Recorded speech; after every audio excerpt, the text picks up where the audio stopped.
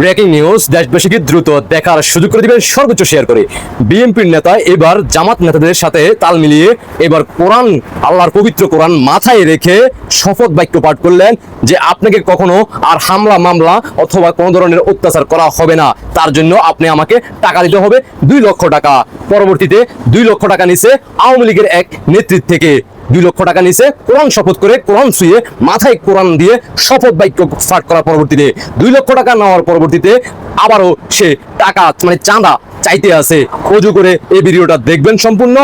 যারা অজু ছাড়া ভিডিওটা অলরেডি চালু করে দিয়েছেন, দ্রুত ভিডিওটা অফ করেন, অফ করে অজু করেন, তারপর এসে ভিডিও দেখেন, না হলে কিন্তু আবার আপনাদের গুনাহ হবে। শুনতে থাকুন। জান্নাতি হুজুরদের মতো করে বিএনপিও এবার চাঁদার জন্য আল্লাহর পবিত্র কোরআন মাথায় নিলেন। শুনতে থাকুন।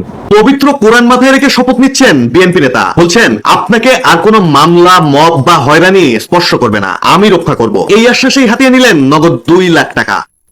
আরো চাঞ্চল্যকর বিষয় হলো, ওই বিএনপি নেতা মাথায় কোরআন নিয়ে যাকে রক্ষার আশ্বাসে 2 লাখ টাকা হাতালেন, তিনি বর্তমানে কার্যক্রম নিষিদ্ধ থাকা আওয়ামী লীগের এক নেত্রী।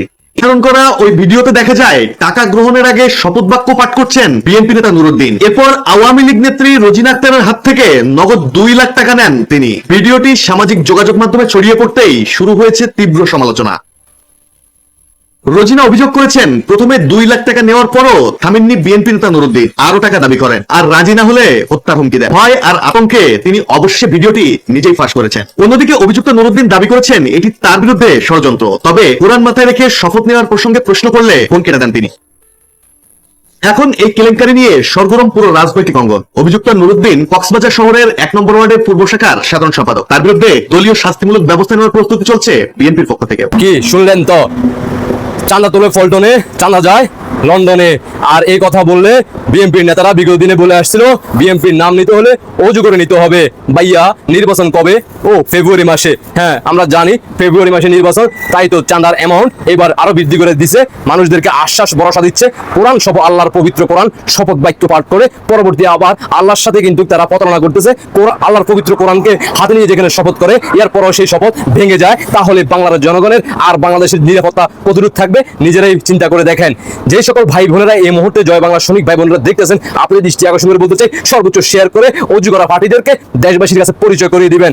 আবার আমাদের যে জয় বাংলার নেত্রী, যিনি 2 লক্ষ টাকা দিয়েছেন, তাকে দৃষ্টি আকর্ষণ করে বলতে চাই, আপনার মতো নেত্রী আমাদের আওয়ামী লীগের প্রয়োজন নাই। কারণ হচ্ছে আপনি যে 2 লক্ষ টাকা দিয়েছেন, এই 2 লক্ষ টাকা যদি জয় বাংলা সৈনিকদের এই দুর্দিনে যদি আপনি দিতেন, তারা আপনার জন্য দোয়া করতো এবং কি তাদের পরিবারটা ভালো থাকতো, রাজপথ আরো কাঁপাইতে পারতো। রাজপথে তারা আন্দোলন সংগ্রাম করে মাননীয় প্রধানমন্ত্রী শেখ হাসিনাকে ফিরিয়ে আনার জন্য সর্বোচ্চ ভূমিকা পালন করতো। অথচ আপনারা লেয়াজু মেনটেন করতেছেন বিএনপি জামাতের সাথে।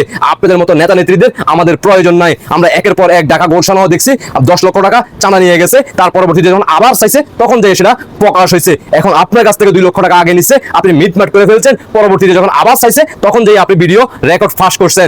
এই ধরনের নেতা নেত্রী আমাদের প্রয়োজন নাই, যারা দলের দুঃসময় লেয়াজু মেনটেন করে অন্য দলের সাথে। আশা করি বুঝতে পারছেন। দেশবাসীকে দেখার সুযোগ করে দিবেন, সর্বোচ্চ শেয়ার করে অজু করা পার্টিকে পরিচয় করে দিবেন। কারণ সামনে নির্বাচন ফেব্রুয়ারি মাসে, তারেক জিয়া ক্ষমতায় ইনকলাব জিন্দাবাদ, পাকিস্তান জিন্দাবাদ, এভাবে যে কোনো মুহূর্তে হয়ে যাবে জয় বাংলা। বাংলাদেশের জনগণ এখনো সময় আছে, রুখে দাঁড়ান, গর্জে উঠুন, এই বাংলাদেশকে মুক্ত করুন। আল্লাহ হাফেজ।